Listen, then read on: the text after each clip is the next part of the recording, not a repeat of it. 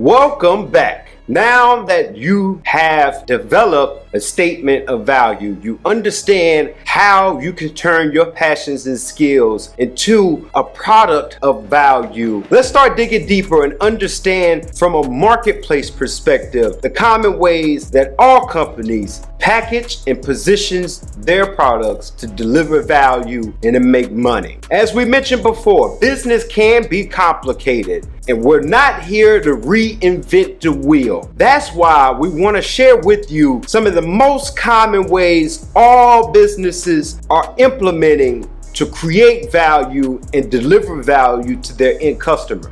Your job isn't to go out and create new methodology. Your job is to simply create an instrument of value. So today I want to talk about the 12 main ways, the 12 money-making value models that are used all across the world to create and deliver value. As we go through these models, each model can be used independently, or it can be combined or bundled with other value models to create a new system of value delivery. The focus of this video for you, however, is to understand which models work best for you and how you can put together a model so that you can create a system of value delivery. As mentioned, there's common models used across the world to deliver value every day. And when you really break down and aggregate the data, what you find is it's only 12 common models that people use. And for you in your business, you need to understand what those models are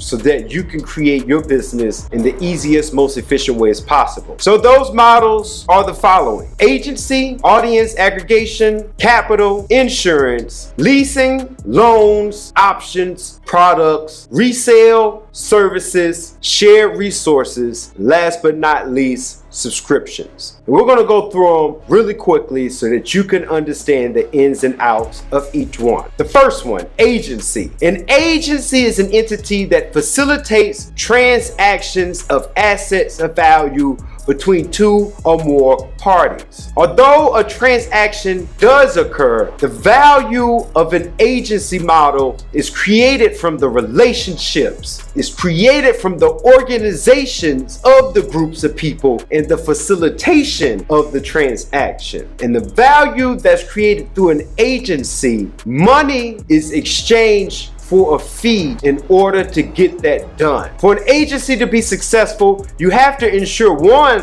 that you collect your money, and the money that is collected is high enough to compensate for the time that you and your organization spent building and fostering those relationships that are necessary to negotiate and facilitate a transaction. So if you want to use an agency model to create value in your organization, there's 4 things you need to know. In order to create an agency model, 1, you need people with valuable assets to sell. The second thing is that you need to be able to build relationships with potential customers who are interested in buying that asset. The third thing, and the most important thing for an agency, is the ability to negotiate an agreement in terms of agreement and sale between A, the asset owners, and B, the potential customers. And last but not least, you have to ensure once that asset is negotiated and the sale is complete,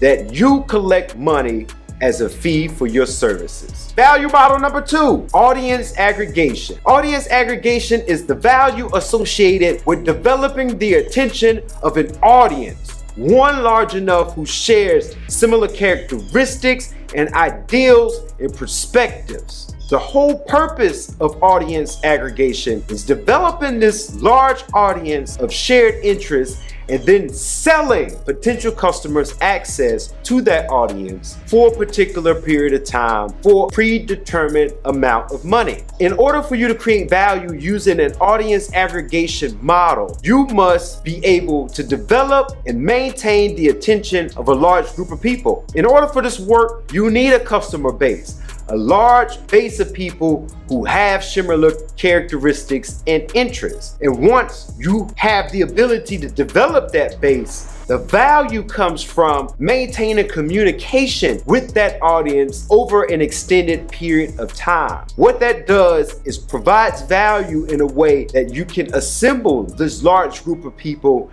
and establish communication that gets them engaged and that gets them interested and maintains that interest over time. And once you're able to do that, the next thing is being able to find potential customers, third-party organizations who are interested in accessing the attention of that audience. Once you're able to find that third-party organization, you can provide that organization temporary access to your audience base under predefined conditions. And the value exchange, the money being made, is through the sales of access to that audience base. The important thing to remember with audience aggregation value models is that in order for this to be truly successful, you have to ensure that the sales that you collect from allowing third-party organizations to access limited time with that audience base, you have to ensure